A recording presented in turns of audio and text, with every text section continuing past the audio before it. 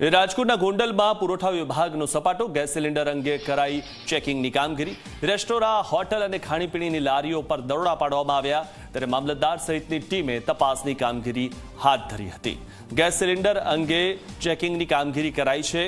ક્યાંય પણ રાંધણ ગેસના જે બોટલ્સ હોય છે તેનો ઉપયોગ તો નથી થઈ રહ્યો ને તેની પણ તપાસ થઈ રહી છે, કારણ કે જે જગ્યાએ કોમર્શિયલ ગેસનો ઉપયોગ થતો હોય ત્યાં કોમર્શિયલ ગેસ જ હોવો જોઈએ, કારણ કે ઘણી બધી જગ્યાએ જે લોકો જેમના ઘરે પાઇપલાઇન ગેસ છે તેઓ પોતાના જે ગેસના બોટલ્સ છે તે વેચતા હોય છે તેવી પણ વાતો જ્યારે બહાર આવતી હોય ત્યારે લારી ગલ્લાવાળાઓના ત્યાંથી રાંધણ ગેસના જે બોટલ હોય તો તે જપ્ત કરવામાં આવી રહ્યા છે, કારણ કે ત્યાં માત્ર ને માત્ર કોમર્શિયલ ગેસ જ ઉપયોગમાં લેવાતો હોય છે। મામલતદાર સહિતની ટીમે તપાસની કામગીરી હાથ ધરી છે।